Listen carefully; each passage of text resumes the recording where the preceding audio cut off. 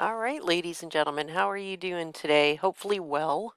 Um, we are starting our unit about the Earth's water, and so the first part of doing that is going to involve talking a bit about the water cycle. Now, I imagine somewhere in elementary school, you probably spent some time talking about the water cycle.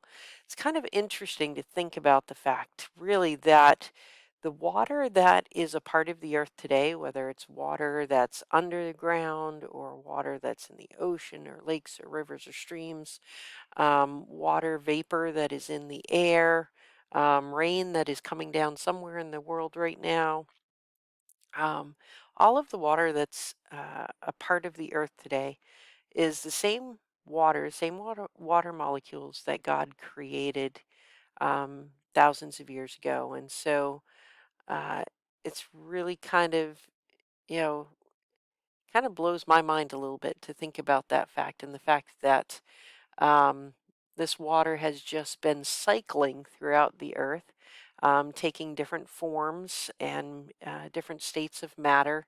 Not states like the United States, but states of matter like solid, liquid, and gas. And it's just been changing uh, as a part of the water cycle all of this time. So, we are going to take a look at this water cycle, how it works. We're not going to spend a huge amount of time on it. We will spend obviously a little bit of time today, a little bit over the next couple of days. But like I said, I suspect you spent some time in the past talking about it, so we're not going to go into great detail. There is some terminology, however, that I think it's important that we know, and so we are going to go ahead and look at that over the course of the next couple of days. And we're going to start now with the sheet that you were given a short while ago. And we're going to fill in some information about some of the vocabulary words having to do with the water cycle. So the first one is, and we'll talk about these in a little bit more detail in the days to come.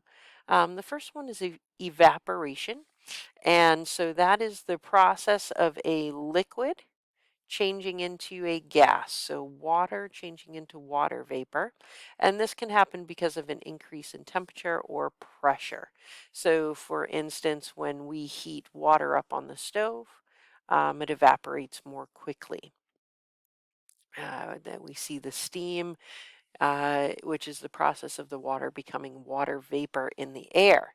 Uh, but it doesn't just happen on the stove. It happens in oceans, rivers, lakes, streams, even water from the ground that we don't even see evaporating into the air and becoming a gas, otherwise known as water vapor.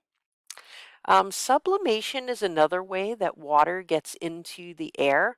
Evaporation is not the only way. Sublimation is another one. It's not one that we talk a lot about.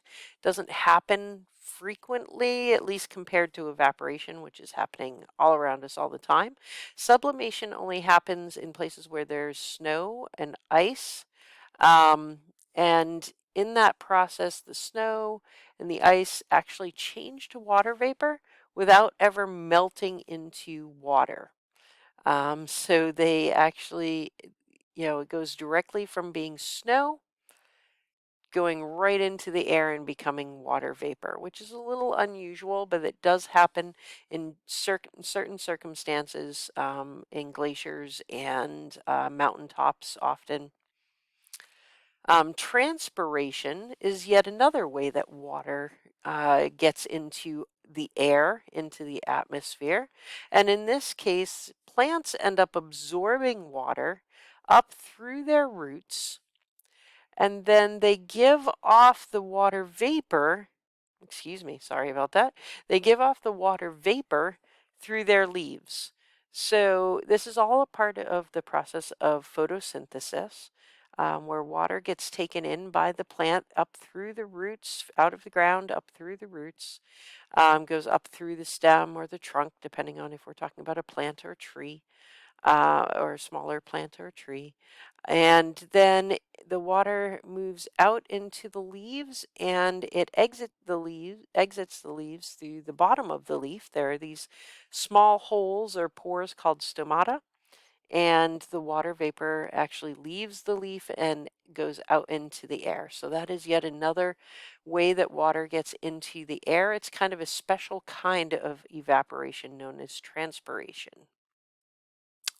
Now, condensation, you'll notice all these words so far seem to end in the Asian sound, but condensation is not where water uh, gets into the air and enters the air. How instead, it's where the water vapor that's in the air, that gas form of water, changes into a liquid because of a decrease in either temperature or pressure. So, as water vapor gets into the air and then it rises up into the air, the higher it goes, the cooler it gets. And as it gets up there into the cooler levels, it begins to condense or condensation happens and it reforms droplets. And then those droplets gather together because all things are all matter is attracted to each other. Well, I'm getting ahead of myself there. And so it gathers into clouds. We call that process condensation, where the water vapor becomes water droplets again in the air. Um, our next shun word is precipitation, and that is where this condensed water in the clouds, the condensed water vapor actually falls back to Earth, and that could be in the form of snow, could be in the form of rain, could be in the form of sleet, could even be hail. All right, and so here we've gone through the whole process essentially. Water is evaporated into the air and become water vapor. The water vapor cools and condenses into clouds, and then the water falls back to Earth in the form of precipitation. Um, some of that water that falls back to Earth as precipitation actually becomes what we call runoff or surface runoff. And so precipitation that reaches the Earth's surface and then flows over the land, it then reaches lakes, rivers, and oceans. And so it has run off the land and into the lakes, rivers, and oceans. And therefore, it is known as runoff. All right. Becomes known as runoff. Um, Water that comes down as precipitation can also infiltrate the ground. So we call that infiltration. It's where water soaks into the soil from the ground level. So the water has fallen to the ground, and then from the ground it soaks into the soil and can also move into rocks through cracks and pores. So again, that water is infiltrating into the ground and the rocks and the soil through the process of infiltration. So it's getting down into the soil, the rocks, and the ground.